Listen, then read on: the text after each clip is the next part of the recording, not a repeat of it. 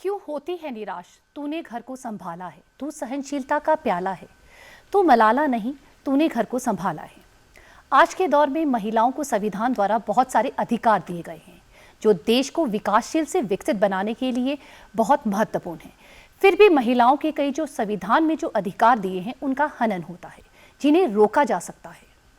नमस्कार, आज की मुलाकात कार्यक्रम में आपका स्वागत है। मैं सोनिका ढडवाल और आज का हमारा विषय है महिला सशक्तिकरण। इस विषय पर चर्चा करने के लिए आज हमारे साथ हैं पूनम शर्मा जी। पूनम शर्मा जी, आपका हमारे इस कार्यक्रम में स्वागत है। पूनम शर्मा जी, आप महिला हैं, मैं भी एक महिला हूं और हम आज का जो हमारा विषय है, हम बात करने जा रहे हैं महिला सशक्तिकरण पे। मैं इस विषय पर जाने से पहले मैं सबसे पहले चाहूँगी कि आप हमारे दर्शकों को अपना परिचय दें। नमस्कार, मेरा नाम पूनम शर्मा। मेरी प्रारंभिक शिक्षा government senior secondary school Portmore से हुई है। उसके बाद मैंने स्नातकोत्तर किया मैथमेटिक्स में और कंप्यूटर साइंस में। आज मैं लगभग 20 वर्षों से शिक्षा विभाग में कंप्यूटर शिक्षिका के तौर पर कार्यरत हूँ।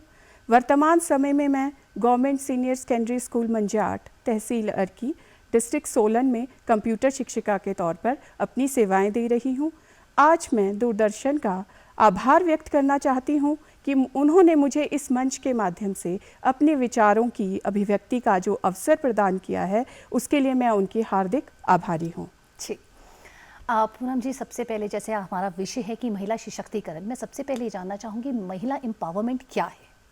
महिला एम्पावरमेंट या महिला सशक्तिकरण, जी सोनिका जी, जो हम बात करते हैं वो अपने स्वावलंबन, अपने आत्मविश्वास को जगाना है जी। और उसके साथ साथ नारी का समाज के में जो स्थान है उसे सुनिश्चित करना है। हमारी नारी किसी से कम नहीं है, बिल्कुल। हम किसी से कम नहीं हैं। आप और मैं जी। देख सकते हैं आज हम इस मंच पे बैठे हैं, बिल्कुल। और अपनी वार्ता को पहुंचा रहे हैं नारी सशक्तिकरण पे। तो नारियां ही उसे सशक्त करेंगी। नारी सशक्तिकरण में आर्थिक, धार्मिक तौर पर, राजनीतिक तौर पर और संवैधानिक तौर पर जो एक माहौल हमें चाहिए वो हमें हासिल करना है। यही नारी सशक्तिकरण है।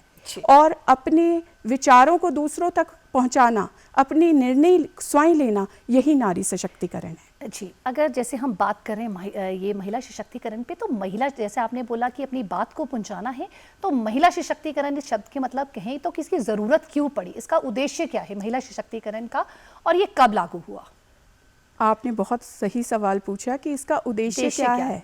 इसका उद्देश्य मुझे लगता है बहुत हमारे इतिहास के गर्भ में छुपा है, क्योंकि मुझे लगता है अगर हम प्राचीन काल के पन्ने पलटें तो वहाँ पे नारियों का बहुत सम्मान होता था। नारीवाद था राष्ट्र में, लेकिन धीरे धीरे नारियों की स्थिति दयनीय होती गई और नारियों को नारी सशक्तिकरण की आवश्यकता पड़ गई। क्यों? क्योंकि उनके ऊपर कन्या भ्रूण हत्या जैसे, सती प्रथा जैसी कई प्रथाएं लागू कर दी गई। रूढ़िवादिता सोच ने हमें समाज को एक दिशाहीन कर दिया था। तो उस दिशा को बदलने के लिए नारी सशक्तिकरण की आवश्यकता पड़ी। जब हमें भारत की अगर हम बात करें तो भारत को जब आज़ादी मिली तो नारियों की स्थिति बहुत अच्छी नहीं थी। बिल्कुल। तो वहीं पे 2001 में सरकार ने ये महसूस किया कि अगर हमें राष्ट्र निर्माण को तेज़ी से आगे बढ़ाना है तो हमें नारियों को सशक्त करना पड़ेगा, क्योंकि हमारी आधी से ज़्यादा आबादी नारियों पे और महिलाओं की है। तो अगर महिलाएं राष्ट्र निर्माण में योगदान नहीं होगा उनका, तो फिर तो हम कुछ भी नहीं कर सकते। बिल्कुल सही कह रहे हैं। तो अगर हम इसकी पहल की बात करें तो यूएनओ ने 1975 में ये शुरुआत की थी। लेकिन जब ये उस वक्त में हम ये कहेंगे कि ये सिर्फ एक, जब लेडीज़ ने अपनी राइट्स के प्रति एक आवाज़ उठाई थी, उन्होंने सिर्फ इलेक्शंस में जो उन्हें राइट्स नहीं थी उसके लिए आवाज़ उठाई थी, वहाँ से इसकी नींव पड़ी। लेकिन ये धीरे धीरे ये यूएनओ ने इसके महत्व को समझा और 1985 तक फॉलोअप्स किए गए, इस पे काफ़ी सम्मेलन हुए और नैरोबी के सम्मेलन से एक महिला जो सशक्तिकरण की जो पहल है वो मानी जाती है। जी, अगर हम नारी को समाज के परिप्रेक्ष्य में देखें तो आप किस तरह देखती हैं? जैसा कि मैंने अभी भी कहा आपको कि नारियों के बगैर समाज की कल्पना नहीं की जा सकती। नारी जननी है, जी। नारी दुर्गा का रूप है, नारी सरस्वती है, नारी लक्ष्मी स्वरूप है, और जब अत्याचार बढ़ जाए तो वो भद्रकाली का रूप भी ले लेती जी। है। तो नारियों को जब तक नारियों के बगैर समाज की कल्पना जब की ही नहीं जा सकती, तो भारत या किसी भी वैश्विक स्तर पे अगर हम बात करें जी। तो भी विकास संभव नहीं है। वहाँ किसी भी राष्ट्र का विकास नारियों पे डिपेंड करता है, उन पे निर्भर है। चाहे वो पारिवारिक तौर पे देखें, हम पारिवारिक जिम्मेवारियों का जो निर्वहन है वो सबसे अधिक नारियां करती हैं। जी। हमारे भारतीय समाज की बात हम कर सकते हैं। और जहाँ तक पुरुषों का सहयोग आज के दौर में नारियों को भरपूर मिल रहा है, ऐसा नहीं है। हम अगर आज यहाँ पे हैं तो ये वही है कि हमें सहयोग मिल रहा है और राष्ट्र निर्माण में हम भी अपना योगदान कर रहे हैं। तो यही एक मैं कहना चाहूँगी कि कल्पना ही नहीं की जा सकती एक समाज की। अगर आपने बिल्कुल ठीक कहा पूनम जी कि जहाँ पे नारियों की पूजा होती है वहीं पे ही कहते हैं कि देवताओं का भी वास होता है। यस। पूनम जी, जैसे हम बात करते हैं, अब हम मॉडर्नाइजेशन की बात कर रहे हैं, क्या मॉडर्नाइजेशन में हम देखते हैं कि जो पहनावा है हमारा बदल गया। क्या आपको लगता है कि पहनावे के साथ साथ जो है हमारे लोगों के बीच में हमारी विचारधारा में भी बदलाव आया है? लगता है, हम इसे नकार नहीं सकते कि बदलाव नहीं आया है, बदलाव आया है। जहाँ तक मैं पहनावे की बात कहूँगी तो पहनावा समय के बदलाव के साथ ज़रूरी है। अगर घर पे जब महिलाएं रहती थी तो वो घूंघट में रहती थी, उन्हें ज़रूरत ही नहीं थी। लेकिन आज कामकाजी महिलाएं हैं, हम घूंघट ओढ़ के काम नहीं कर सकते। तो उसके लिए तो हमें पहनावे में भी बदलाव करना पड़ेगा। नहीं, पहनावे में तो बदलाव आया ही है, बट क्या आपको लगता है कि जो हम समाज में जो है उसमें बदलाव आया है? हाँ, क्या मैं नहीं उसी आया? पे आ रही हूँ कि पहनावे में बदलाव ज़रूरी था और आया भी, और बहुत कई जगह लगता है बहुत ज़्यादा भी आ चुका है।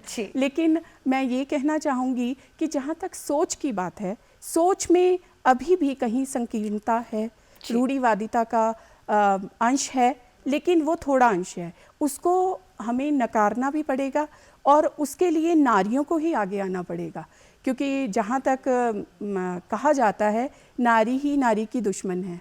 तो ये जो रूढ़िवादिता की संस्कारों की बेड़ियाँ जो एक बेटी, बहू या किसी भी रूप में महिलाओं को डाली जाती हैं, वो ज़्यादातर महिलाओं द्वारा ही डाली जाती हैं। बिल्कुल सही। और उसमें ये भी कहना चाहूँगी कि वो रूढ़िवादिता में अगर संस्कारों के साथ जोड़ दिया जाता है और उनके उस नाम पे महिलाओं को शोषित किया जाता है मानसिक तौर पे भी।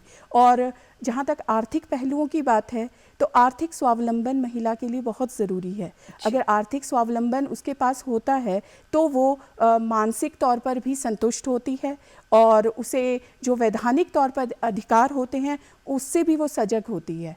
तो मैं यही कहना चाहूँगी कि हमें पहनावे की जो आधुनिकता है उसके साथ साथ विचारों की जो आधुनिकता है उस पे भी काम करना पड़ेगा। उसके लिए भी लोगों को जागरूक करना पड़ेगा, महिलाओं को भी जागरूक करना पड़ेगा कि उनके क्या अधिकार हैं और उन्हें कैसे समाज निर्माण में अपना योगदान देना है। तो पहनावा ज़रूर बदले, लेकिन साथ में विचार भी बदलें। तो समाज के लिए यही संदेश है कि महिलाओं को सिर्फ पहनावे से ना देख के विचारों की जो मतभेद हैं अभी हमारे अंदर, उन्हें भी दूर करने की कोशिश करें। जिस तरह से आपने बोला कि बदलाव करने की ज़रूरत है, सरकार जो है कई योजनाएं चला रही है। जैसे हम एक बात करें बेटी पढ़ाओ बेटी बचाओ, तो हम कहते हैं कि ऐसी नीतियां क्या आपको लगता है कि काफ़ी हैं या इन पे और काम होना चाहिए, कि और कुछ ऐसी नीतियां बननी चाहिए जो महिलाओं के सशक्तिकरण के लिए हों? जैसा कि आपने कहा कि सरकार बहुत सारी नीतियां चला रही हैं और सरकार अपनी तरफ से प्रयासरत है। मैं ये मानती हूँ कि सभी सरकारें, चाहे वो केंद्र सरकारें हों चाहे वो राज्य सरकारें हों, वो सभी अपनी तरफ से बहुत सारी महिला सशक्तिकरण के लिए आज तक नीतियाँ लेके आई हैं। जिसमें आपने एक एग्जाम्पल आपने भी दिया, बेटी बचाओ बेटी पढ़ाओ, जिसमें उनके स्वास्थ्य के प्रति जागरूकता और उनके शैक्षणिक जो सुधार हैं उनमें सुधार के लिए कार्यक्रम शामिल है। इसी तरीके से हमारे पास कई योजनाएं हैं, वन स्टॉप सेंटर्स हैं, महिला सुरक्षा के लिए कई हमारी जो योजनाएं हैं सरकार द्वारा लॉन्च की गई हैं और हमारे जो वुमेंस कई तरीके की वुमेंस हैं, लेडीज़ हैं जिनके पास रहने के लिए ठिकाने नहीं हैं, तो वुमेन हॉस्टल के माध्यम से भी और कामकाजी महिलाओं को भी वो वुमेन हॉस्टल्स हेल्प करते हैं। तो ऐसी योजनाएं महिलाओं के सशक्तिकरण में मदद ज़रूर कर रही हैं, ऐसा नहीं है मदद नहीं कर रही हैं, लेकिन बात वहीं आके रुक जाती है, फिर से सुई वहीं आके रुक जाती है कि क्या सिर्फ योजनाएं लागू करने से, जो आपका भी प्रश्न है कि क्या योजनाएं लागू करने से ये हो जाएगा, नहीं। हम अगर इसे अचीव करना चाहते हैं तो हमें खुद पहले जागरूक होना पड़ेगा। एक महिला होने के नाते मैं ये बात कहूँगी कि मुझे खुद जागरूक होना पड़ेगा, मुझे अपने अधिकारों के प्रति सजग होना होगा, अधिकारों को जानना होगा, मुझे अपने निर्णय स्वयं लेने होंगे। तो उसके लिए मुझे पहले अपने में सुधार करना होगा और अब उन महिलाओं के लिए भी मुझे आगे आना होगा जिनमें ये जागरूकता लानी है कि उन्हें पता नहीं है। ग्रामीण क्षेत्रों में हमारी ये समस्याएं ज़रूर आती हैं कि वहाँ पे महिलाएं अभी भी इन अधिकारों से सजग नहीं हैं। उन्हें नहीं पता कि अगर उन पे घरेलू हिंसा होती है तो उन्हें कहाँ जाना है, उन्हें कौन से नंबर डायल करने हैं, या उसके लिए भी कोई कानून है, वैधानिक या संवैधानिक तौर पर उनकी रक्षा के लिए कोई सरकार ने नीतियां चलाई हैं। तो उसके लिए सरकार की तरफ से भी जो पहल की जा रही है उसको हमें आम नागरिक होने के नाते हमें भी अपनी भागीदारी सुनिश्चित करनी चाहिए। पूनम जी, आपने बहुत अच्छा मेरे दर्शकों को, जो महिलाएं देख रही होंगी, उन्हें बहुत अच्छा संदेश दिया कि हम महिलाओं को पहले जागरूक होना बहुत ज़्यादा ज़रूरी है कि हमें अपने अधिकार, जो हमें सरकार द्वारा जो अधिकार दिए गए हैं और जो नीतियां बनाई गई हैं और जो महिलाओं के फेवर के लिए जो बनाई गई हैं, उनके लिए हमें जागरूक होना बहुत ज़्यादा ज़रूरी है। ये तो बात की हमने कि हम जागरूक होएं और जो है नीतियों के बारे में, तो क्या आपको लगता है कि अभी भी कुछ ऐसा है कि वुमेन एम्पावरमेंट की जो हम बात कर रहे हैं उसमें अभी भी आपको लगता है कि कहीं बाधा है, कोई प्रॉब्लम्स अभी भी हैं जिन्हें जो है वो दूर होनी चाहिए? बिल्कुल, इसमें सबसे बड़ी बाधा महिलाएं खुद होती हैं, क्योंकि वही जो रूढ़िवादी सोच और संस्कार उनके अंदर कूट कूट के भर दिए हैं, वो उन बेड़ियों को लांघने में असमर्थ है। क्योंकि प्राचीन समय से आज तक के हमारे भारतीय समाज में महिलाओं पे बहुत सारे ऐसे जो कह सकते हैं निर्णय या ऐसे डिसीज़न थोप दिए जाते हैं जिनके बारे में वो सहज हो जाती हैं। उन्हें लगता है कि ये हमारी ड्यूटी है। जैसे अगर हम घर के कामकाज की ही बात करें तो अगर महिला को कोई रोक भी रहा होगा तो वो कहेगी नहीं, ये मेरा काम है। तो ये एक सिंपल सा, एक साधारण सा उदाहरण है, क्योंकि उसके मन में ये भर चुका है कि नहीं, ये मेरा काम है, बच्चों का पालन पोषण करना मेरा काम है। तो जब तक हम खुद में परिवर्तन नहीं लाएंगे तब तक हम इसमें अपनी भागीदारी को सुनिश्चित नहीं कर पाएंगे महिला सशक्तिकरण में। तो ये मेरा सभी महिलाओं से अनुरोध है कि सबसे पहले अपनी सोच में बदलाव लाएं, अपने अधिकारों और अपने कर्तव्यों में एक संतुलन बना के रखें कि हमारे क्या कर्तव्य हैं और हमारे अधिकार क्या हैं। क्या अगर हम कर्तव्यों का पालन कर रहे हैं तो क्या हमें अधिकार भी मिल रहे हैं उसके बदले में? अगर हम अपने परिवार का पालन पोषण कर रहे हैं तो क्या परिवार भी हमारे जो एक छोटी छोटी सी खुशियां हैं या छोटे छोटे से हमारी इच्छाएं हैं उनका ध्यान रख पा रहा है? क्या मेरे निर्णयों को वो स्वीकार कर पा रहे हैं? ये मेरे हिसाब से मुझे लगता है एक महिला को सोचने की ज़रूरत है, क्योंकि सबसे पहले परिवर्तन खुद में लाना होगा। प्रकृति भी कहती है बदलाव लाना ज़रूरी है। तो वो बदलाव सबसे पहले मुझे लगता है विक्टिम जो है इसका उसे ही लाना होगा, क्योंकि अगर वो नहीं लाएगी तो मुझे नहीं लगता, वो माहौल ही दे देगी सरकार, परिवार वो माहौल दे देगा, लेकिन अगर जब तक हम विक्टिम बनना ही चाहते हैं तो हम बदलाव नहीं ला सकते। अपने लिए खुद जागना होगा, खुद उठना होगा, खुद बोलना होगा। बिल्कुल सही, आपने सही कहा जी। हम कहते हैं, जैसे हम वुमेन एम्पावरमेंट की बात करें तो हम क्या कहते हैं, हर एक क्रेडिट जो है हम वर्किंग वुमेन्स को देते हैं। हम बोलते हैं कि ये वुमेन एम्पावरमेंट का एक बहुत बड़ा एग्जाम्पल है, बट जो उसके साथ जो हमारी जो होम मेकर्स हैं वो भी बहुत ज़्यादा भूमिका निभाती हैं। जो वो करती हैं वो हम जो वर्किंग वुमेन्स हैं वो घर का भी करती हैं और बाहर का भी करती हैं, बट जो कहीं ना कहीं हम जो होम मेकर्स होते हैं उनको जो है वुमेन एम्पावरमेंट का मेन नहीं मानते। आप क्या कहती हैं इस बारे में? आपका सवाल बहुत एक उम्दा कह सकते हैं, बहुत उम्दा है कि जब भी हम महिला सशक्तिकरण या वुमेन एम्पावरमेंट की बात करते हैं तो सिर्फ हमारे जहन में एक ही छवि आती है, वो होती है कामकाजी महिला की जी या जो बाहर निकलती है। जी लेकिन आज के इस दौर में मैं कहूँगी कि होम मेकर्स या आज नहीं पहले से जी महिलाओं का जो योगदान है वो भरपूर योगदान होम मेकर के तौर पे ही रहा है। कामकाजी महिला की जो छवि है वो लगभग 20-25 वर्षों से एक आम हुई है। उससे पहले तो महिला सशक्तिकरण मुझे लगता है बहुत सालों से चलता आ रहा है, तभी ये वुमेन एम्पावरमेंट आज तक यहाँ इस क्षेत्रों में, विभिन्न क्षेत्रों में जो महिलाओं ने नए आयाम स्थापित किए हैं तभी पहुँची है। लेकिन होम मेकर्स इसमें सबसे टॉप लेवल पे हैं मेरे हिसाब से, क्योंकि उनके बगैर जैसे समाज की कल्पना नहीं करते हम, समाज के विकास की कल्पना नहीं होती, तो वैसे ही घर की कल्पना नहीं कर सकते। जब एक बच्चा स्कूल से घर वापस आता है तो वो सबसे पहले अपनी माँ को ढूंढता है। बिल्कुल सही कहा। आंगन में आने से पहले, गेट क्रॉस करने से पहले उसके मुंह से एक ही आवाज़ आती है, मम्मी, ममा, माँ। तो जब उसकी माँ उसके सामने दिखती है उसे, तो जो संतुष्टि उस माँ को मिलती है वो शायद किसी को नहीं मिलती। और कामकाजी महिला में मैं ये कहूँगी, क्योंकि मैं भी एक कामकाजी महिला हूँ और आप भी हैं, तो मुझे लगता है ये चीज़ हमें रियलाइज़ भी होती है और हम देखते भी हैं कि हम अपने बच्चों को जब इस सुख से वंचित रहते हैं कि आते ही गले लगाना, उन्हें खाना परोसना गरम गरम, तो ये हम वंचित रहते हैं। तो मुझे लगता है उस होम मेकर को उधर पे बहुत संतुष्टि होती है। बिल्कुल सही सिर्फ कहा। एक संतुष्टि ही ऐसी चीज़ है। देखिए, नारी सशक्तिकरण का अगर हम पर्याय बोले तो ये नहीं है कि कामकाज ही या जीविका उपार्जन ही नारी सशक्तिकरण है। नारी सशक्तिकरण का अर्थ, जहाँ तक हमने अभी तक डिस्कस किया या जो सभी कहते हैं, वो ये है कि अपने निर्णय को लेना, अपनी इच्छाओं की पूर्ति करना और अपनी एक पहचान समाज में बनाना। जी। तो मुझे लगता है कि एक कामकाजी महिला ही नहीं, एक जो होम मेकर्स हैं और जो घर संभालती हैं, वो भी इसमें पूरी अपनी भागीदारी सुनिश्चित कर रही हैं और उनकी भागीदारी के कारण ही हमारा जो समाज है, राष्ट्र है, और वैश्विक स्तर पर अपनी पहचान बनाने में कामयाब हुआ है। जी। जैसे कि आप कंप्यूटर टीचर हैं और आप काफ़ी समय से जो है इस क्षेत्र में काम कर रही हैं, तो टेक्नोलॉजी का ज़माना है, तो आजकल जो है हर चीज़ टेक्नोलॉजी पे है।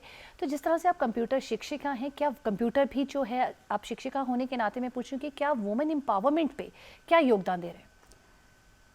कंप्यूटर शिक्षिका होने के नाते भी और कंप्यूटर विषय की तकनीक का जानकार होने के नाते भी मैं ये कहना चाहूँगी, आज का दौर डिजिटल दौर है, जिसे डिजिटल इंडिया, डिजिटल युग कहा जाता है। तकनीक में बहुत बदलाव हुए हैं, तो जब तकनीक में बदलाव हुए हैं और नारियों को आगे भी बढ़ना है तो उसे तो तकनीक सीखनी ही पड़ेगी। और जहाँ तक मुझे याद है कि जब मैंने ये कंप्यूटर शिक्षा ग्रहण की थी, आज से लगभग 20 वर्ष पहले, तो इतना ज़्यादा इसका दौर नहीं था।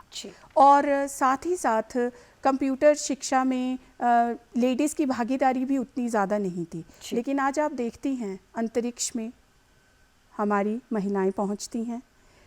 बड़ी बड़ी इंजीनियरिंग, जो computer engineering, software designing, system analyst, system engineer, सभी क्षेत्रों में हमारी जो महिलाएं हैं वो अपना योगदान दे रही हैं। इस तकनीक में भी हमारे जितने भी कला के क्षेत्र हैं, चाहे वो प्रिंट मीडिया हो, चाहे वो इलेक्ट्रॉनिक मीडिया हो, उन सभी में महिलाएं अपनी भागीदारी सुनिश्चित कर रही हैं। तो मुझे लगता है कि कंप्यूटर विषय की जानकारी होना आजकल सभी जो लड़कियां हैं और जो हमारे विद्यार्थी हैं उनके लिए बहुत आवश्यक है। और इसका सबसे ज़्यादा जो महत्ता है, ये आपको शायद कोरोना काल में पता चली होगी, क्योंकि कोरोना के टाइम पे और कोविड के टाइम पे हमने ऑनलाइन एजुकेशन के माध्यम से ही अपनी शिक्षा को आगे बढ़ाया था। और यही एक ज़रिया था, यही एक तकनीक थी कि जब शायद महिलाओं ने इसको सबसे ज़्यादा सीखा, क्योंकि हमारे भी स्कूलों में कंप्यूटर जो है, जो पहले के अध्यापक होते हैं वो इस तकनीक से थोड़ा दूर रहना पसंद करते हैं, लेकिन क्योंकि अब तो कोरोना ने उन्हें भी सिखा दिया, तो फिर अब इसकी आवश्यकता और महत्ता सभी क्षेत्रों में है, चाहे आप कोई भी क्षेत्र इससे अछूता नहीं है।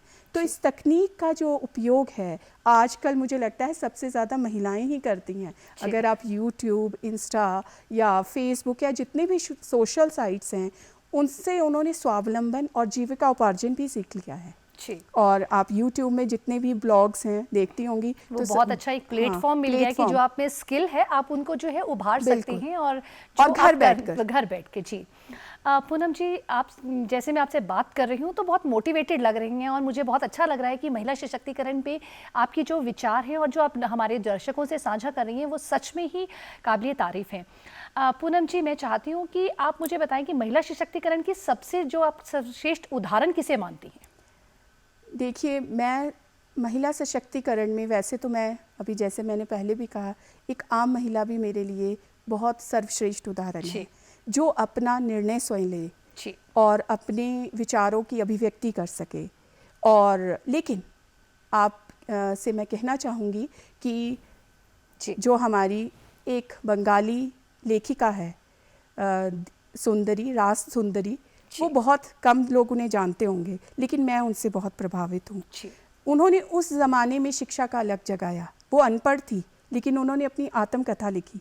सिर्फ शिक्षा के शैक्षिक योग्यता नहीं थी उनके पास कोई डिग्री नहीं थी, लेकिन उन्होंने उस समय में महिला शिक्षा को इतनी इम्पोर्टेंस नहीं दी जाती थी। उन्हें इस लगभग 12 वर्ष की उम्र में उनकी शादी कर दी गई और उन्होंने बच्चों के साथ अपनी पढ़ाई को पूरा किया और अपनी आत्मकथा स्वयं लिखी। और उन विपत्तियों के बावजूद वो एक मेरे लिए एक प्रेरणा स्रोत है। जी, बहुत ही अच्छा कि जिस तरह से आपने बताया कि उनमें स्किल था, हम ये कह सकते हैं कि स्किल था, उन्होंने पहचाना कि मेरे में ये स्किल है और मैं ये चीज़ कर सकती हूँ। ये सबसे बड़ा जो है एक उदाहरण है कि आप में जो एक स्किल है उसको पहचाने और उस चीज़ पे काम करें। तो ये जो है आप जो कर पाएंगी वो दूसरा नहीं कर पाएगा। अपने स्किल्स को पहचानना एक महिला के लिए बहुत ज़्यादा इम्पॉर्टेंट है।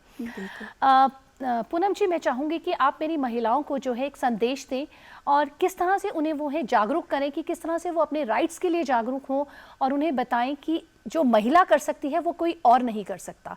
एक महिला में ही एक ताकत है, महिला ही एम्पावर्ड है, महिला में ही है जो इस समाज को चला रही है और आने वाली पीढ़ी को भी जो है वो जन्म देती है। जैसा कि हमारी अभी तक की जो हमने वार्ता की उसमें भी यही कहा कि सबसे पहले हमें खुद को जगाने की ज़रूरत है। हमें किसी और के पास जाने की ज़रूरत ही नहीं है। हमें हमारे अंदर जो स्किल्स हैं, कुशलताएं हैं, सक्षमताएं हैं, हमें उन्हें पहचानना है और उसके साथ हमें आगे बढ़ना है। यही मेरे लिए, मेरी तरफ से सभी महिलाओं के लिए संदेश है, चाहे वो कामकाजी महिला हो, चाहे वो होम मेकर्स हों। तो मुझे यही लगता है कि हमें अपनी स्किल्स को, अपनी क्षमताओं को पहचानना होगा और हमें जागरूक होना होगा। साथ ही साथ हमें जागरूक भी होना होगा अपने अधिकारों के प्रति। जैसे पूनम जी हम बात करें कि हमें जागरूक होना होगा, जागरूक के लिए एक शिक्षा लेना बहुत ज़्यादा इंपॉर्टेंट है। तो शिक्षा के लिए क्या स्पेसिफिक वही किया जाता है कि स्पेसिफिक उस फील्ड पे ही काम किया जाना चाहिए या जो स्किल्स हैं उनको उन पे काम किया जाना चाहिए? मुझे लगता है अगर आप में एक पेंटर की स्किल है तो हमें वही जगानी चाहिए। जी, जिस चीज़ की भी स्किल है उसको जगाना जो है वो बहुत ज़्यादा ज़रूरी है। ये नहीं कि हम शिक्षा ले तो शिक्षक क्षेत्र में ही हम कुछ कर सकते हैं। पूनम जी, आप हमारे इस कार्यक्रम में आए, आपने हमें इतनी महत्वपूर्ण जानकारी दी, उसके लिए बहुत बहुत धन्यवाद। धन्यवाद। स्त्री कभी हारती नहीं, उसे हराया जाता है। समाज क्या कहेगा यह कहकर हमेशा डराया जाएगा। अब महिलाओं को इकट्ठा होने की ज़रूरत है, शिक्षित होने की ज़रूरत है, जागरूक होने की ज़रूरत है और इस सोच को बदलने की ज़रूरत है। आज के कार्यक्रम में सिर्फ इतना ही। अगले हफ्ते फिर मिलेंगे। नमस्कार।